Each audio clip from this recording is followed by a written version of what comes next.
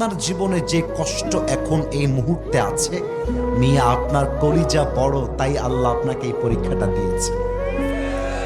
আপনি হজম করতে পারবেন বিধায় আল্লাহ আপনাকে দিয়েছে।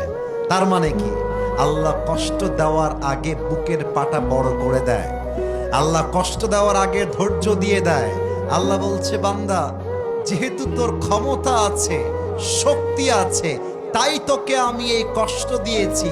ভেঙে পড়িস না, মাজার হাড় ভেঙে দিস না। ওয়ামান ইয়াতাওয়াক্কাল আলাল্লাহি ফাহুয়া হাসবুহ।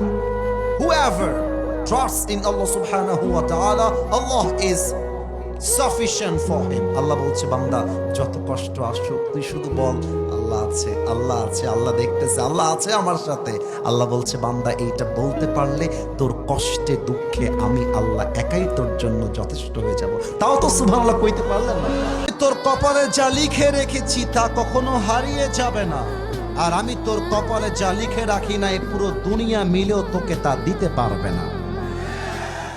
আমি তোর কপালে যা লিখে রেখেছি তা কখনো হারিয়ে যাবে না, আর আমি তোর কপালে যা লিখে রাখি নাই পুরো দুনিয়া মিলেও তোকে তা দিতে পারবে না। আমি তোর কপালে যা লিখে রেখেছি তা কখনো।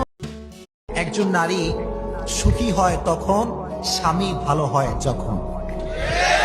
শ্বশুর খারাপ হোক doesn't matter, শাশুড়ি খারাপ হোক doesn't matter, ননদ খারাপ হোক doesn't matter, যদি স্বামী ভালো হয়, দিন শেষে একজন নারী মাথা উঁচু করে সমাজের সামনে দাঁড়িয়ে যায়। আর যদি শ্বশুর শাশুড়ি সবাই ভালো হয়, আল্লাহকে বলবেন, আল্লাহ তুমি জানো আমার মনের মধ্যে কি নিয়ত আছে।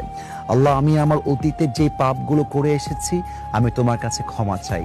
আল্লাহ, অতীতে যে মানুষদের সঙ্গে আমার সম্পর্ক ছিল তাদেরকে আমি ভুলতে চাই। আল্লাহ, আমি সব কিছুকে ছেড়ে তোমার কাছে ফিরে আসতে চাই। আল্লাহ, আমার জীবনে যে পাপ হয়ে গেছে, যে অন্যায় হয়ে গেছে, জেনে বুঝে, অনেক সময় আমি বুঝে করেছি, অনেক সময় না বুঝে করেছি, নোয়িংলি, আননোয়িংলি, ইন্টেনশনালি, আনইন্টেনশনালি, যা আমি করেছি, আল্লাহ তুমি তো রহমান, তুমি তো গফুর, তুমি তো দয়াময়, তোমার মতো দয়াময় তো আর কেউ নেই। আল্লাহ জানে সে সময় দিতে জানে, আর যে ভালোবাসাই বোঝে না সে সময় দিতেই পারে না। যেই লোকটা 18 ঘন্টা কাজ